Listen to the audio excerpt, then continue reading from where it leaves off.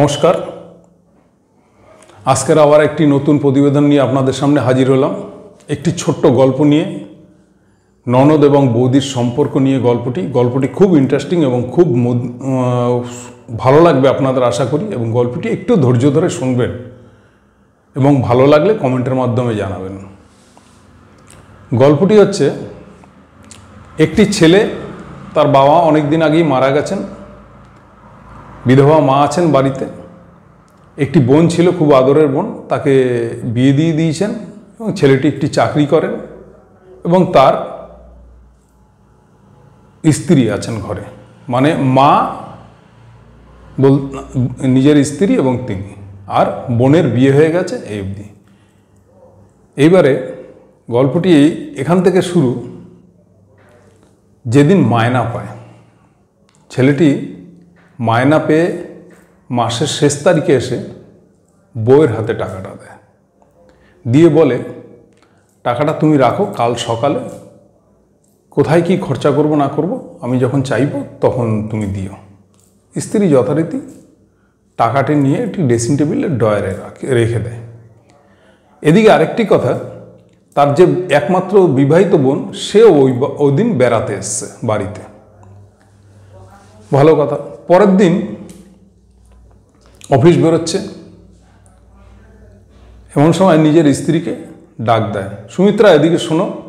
তো রান্নাঘর থেকে আসে, বলছে, হ্যাঁ বলো। বলছে, আমি অফিস বেরোবো, তুমি কালকে যে মায়নার টাকাটা দিয়েছো ওটা দাও। তো যথারীতি স্ত্রী যেভাবে রেখে দিয়েছেন সেইভাবেই পুরো টাকাটা ধরে স্বামীর হাতে দেয়। স্বামীর হাতে যখন দেয় তখন বলছে, কী ব্যাপার, টাকা তো এখানে কম আছে, আমি তো তোমাকে গুনে দিয়েছিলাম 10,000 টাকা, এখানে কম দেখছি। বলছে, কি বলছো, তোমার কোথাও ভুল হচ্ছে না তো? তুমি যেভাবে দিয়েছো আমি সেইভাবেই ধরে রেখে দিয়েছি, শুধু তো এই এক রাতের ব্যাপার, আমি কি করব টাকা নিয়ে? তো বলছে, না আমি বলছি না তুমি কিছু করেছো, কিন্তু এ তো হতে পারে না, কিন্তু আমার অফিসের দেরি হচ্ছে।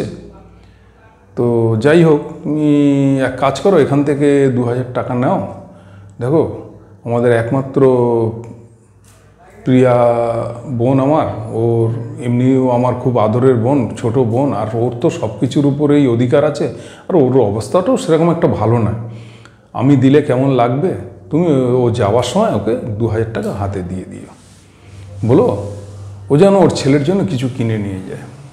এই কথা বলে দাদা অফিস বেরোতে যাবে, ঠিক সেই সময় বোন চলে আসে। দাদা, তুই অফিস বেরোচ্ছিস? বলছে, হ্যাঁ। তো বলছে, আমাকে একটু তাহলে বাইরে ছেড়ে দিতি, বাস স্ট্যান্ড অবধি, তোর বাইকে চলে যেতাম, ভালো হতো, আমিও বাড়ি যেতে হবে, ছেলেকে রেখে এসেছি, ও একা বাড়িতে আছে। বলছে, ঠিক আছে, আমি বাইকটা বেরোই, তুই মাকে বলে, বৌদিকে বলে বেরো। এই অবধি দাদা বেরিয়েছেন বাইরে। ঠিক সেই সময় বৌদির মধ্যে কথা হচ্ছে, ননদের হাতে ওই 2,000 টাকাটা দেয়, বলছে, তুমি চলে যাবে, তুমি এক কাজ করো, এই টাকাটা তুমি হাতে দিলাম, তুমি রাখো, তোমার ছেলের জন্য কিছু কিনে নিয়ে যেও। তখন ননদ বলছে, বৌদি এটার কি দরকার ছিল, তোমাদের এমনিতেই অনেক খরচা রয়েছে, তার মধ্যে তুমি দিচ্ছ। বলছে, ওটা থাকো, তুমি যদি আমার বোন হতে, বা তোমার জায়গায় যদি আমার একটি দেওর থাকতো ব্যাচেলার, বা সে যদি বেকার থাকতো, তাকেও তো আমাদের মানুষ করতে হতো, তার পিছনে খরচা করতে হতো, তাকে দেখভাল করতে হতো, আর এই যা কিছু আছে এর উপরে তো তোমার সব কিছুর উপরে অধিকার আছে। তারপরে হচ্ছে, তোমার দাদা তোমাকে খুব ভালোবাসে, তুমি কথা না বলে রাখো এটা। যাক, আর বেশি কথা না বলে ও হাতে মুঠ করে রেখে দিয়েছে। ঠিক এই সময় পাশের ঘর থেকে মা চলে আসেন, মানে মেয়েটির মা, মানে ননদের মা আর বৌমার শাশুড়ি। এসে বলছে, বৌমা দেখো তো গ্যাসে কি যেন পুড়ছে, তুমি তাড়াতাড়ি যাও তো রান্নাঘরে, আমি দেখছি বিহার সাথে কথা বলে। তো বলছে, তুই বাড়ি চলে যাচ্ছিস? বলছে, হ্যাঁ। তো শোন, হাতটা দে। এই বলে হাতটা নিয়ে মা 10,000 টাকা মেয়ের হাতে দিচ্ছে। মেয়ে কিন্তু তখন বুঝতে পেরেছে এই 10,000 টাকার কথাই দাদা একটু আগে বলছিল যে পাচ্ছে না খুঁজে, আর এখন মা 10,000 টাকা আমার হাতে দিচ্ছে, মা তো ইনকাম করে না, তাহলে কি দাদার মায়নার থেকে মাই সরিয়েছে? ও বুঝতে পেরে চুপ করে রয়েছে। তখন বলছে, তুই কথা না বাড়িয়ে দেখ, সব এই যা কিছু আছে সব কি ওর একার? এর উপরে তোরও অধিকার আছে, এই টাকাটা রাখ, চুপ করে নিয়ে চলে যা। ও কথা না বলে হাত মুঠ করে রেখে দিয়েছে। বলছে, ঠিক আছে তুমি যাও। বলছে যা যা যা, তোর দাদা বাইক বের করে দাঁড়িয়ে আছে, তুই চলে যা দাদার সাথে। এই বলে মা পাশের ঘরে চলে যায়।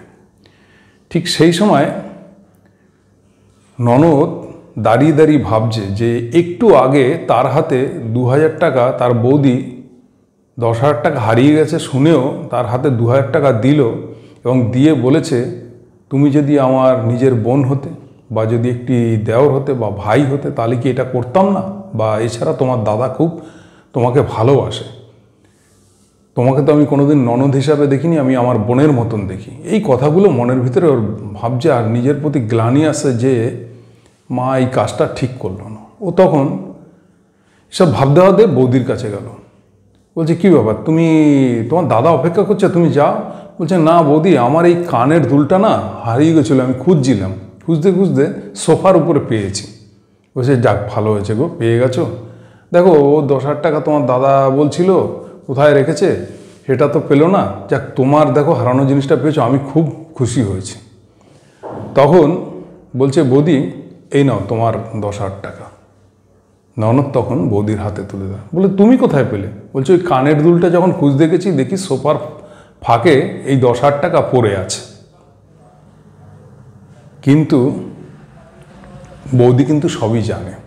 যখন শাশুড়ি বলছিল পাশের ঘর এই যাও গ্যাসে কি পুড়ছে বৌমা, তখন সে দরজার আড়ালে দাঁড়িয়ে মা মেয়ের কথা শুনেছে এবং এই 10,000 টাকা যে ননদের হাতে দিয়েছে সেটাও শুনেছে, কিন্তু বুঝতে দেয়নি। দেখুন সম্পর্ক বজায় কে কিভাবে রাখে, এটাই হচ্ছে এই গল্পের ক্লাইম্যাক্স। শুনতে পেরেও ঘরের বৌমা কিন্তু কিচ্ছু বলেনি। হয়তো স্বামী আসলে বুঝিয়ে বলতো যে দেখো মা বয়স হয়েছে, মেয়েকে হয়তো ভালোবাসে, যাক বাইরের লোককে তো দেয়নি, তোমারই বোনকে দিয়েছে, তুমি চেপে যাও জিনিসটা, এটাই হয়তো ঘরের বউ বলতো। বা একটু মনে ক্লেশ আসতো যে মা তো বলে নিতে পারতো, এইভাবে করলে, এইটা ভাবছে মনে মনে। এইবারে যখন ননদ হাতে টাকাটা তুলে দিল তখন ভাবছে যে আমি তো না বলে ভালোই করেছি, কি থেকে কি হচ্ছে এসব। তখন বৌদি ননদের মাথায় হাত দিয়ে বলছে দেখ আমার বিয়ে হয়েছে আজকে 4-5 বছর হয়ে গেল, আমার কোনো সন্তান হয়নি। যদি আমার কোনো সন্তান হয় তাহলে যেন কন্যা সন্তানই হয়, আর তোর মতন যেন একটি সন্তান হয় যাকে আমি লালন পালন করে মানুষ করতে পারবো। তুই আজ থেকে আমার নিজের সন্তানের মতন, তোকে আশীর্বাদ করি, তুই অনেক বড় হ, ভালো থাকিস, এবং সুবিধা অসুবিধা এই বৌদিকে জানাস, বৌদি তোর পাশে দাঁড়াবে। এই বলে বৌদির চোখে জল চলে এসছে এবং একে অপরকে তখন জড়িয়ে ধরেছে এবং বলছে বৌদি আমিও তোমার মতন বৌদি পেয়ে ধন্য আমি, তুমি আমার মায়ের মতন, তুমি আমাকে আগলে রেখো এবং আমার অসুবিধায় সুবিধায় তুমি পাশে দাঁড়িয়েও। তোমার মতন বৌদি এবং আমার দাদার মতন দাদা পেয়ে আমি আমার জীবন ধন্য। তো যাই হোক, এই গল্পটা শোনানোর মানে হচ্ছে এই সম্পর্ক যদি আপনাকে বজায় রাখতে হয় এবং সম্পর্ক যদি টিকিয়ে রাখতে হয় এবং যদি মধুর করতে হয় তাহলে অনেক কিছু বুঝে শুনে চলতে হয় এবং শুধু আমার করলে চলে না। এবং আপনি যদি ভালো দৃষ্টিভঙ্গি রাখেন এবং আপনার মধ্যে যদি সৎ উদ্দেশ্য থাকে আপনি ভালো ফল পাবেননি। তা সম্পর্ক কিন্তু এইভাবে মধুর হয়। শুধু ঝগড়া অশান্তি, কে বেশি খেলো কে কম নিল, আমার নেই ওর আছে, এটা করলে কোনোদিন সম্পর্ক মজবুত হয় না। যাই হোক, আজকের গল্পটি এই অবধি। কেমন লাগলো আপনারা কমেন্টের মাধ্যমে জানাবেন, ভালো লাগলে কমেন্টে জানাবেন। আরও এই ধরনের নিত্য নতুন ভিডিও নিয়ে আপনাদের সামনে হাজির হব। নমস্কার।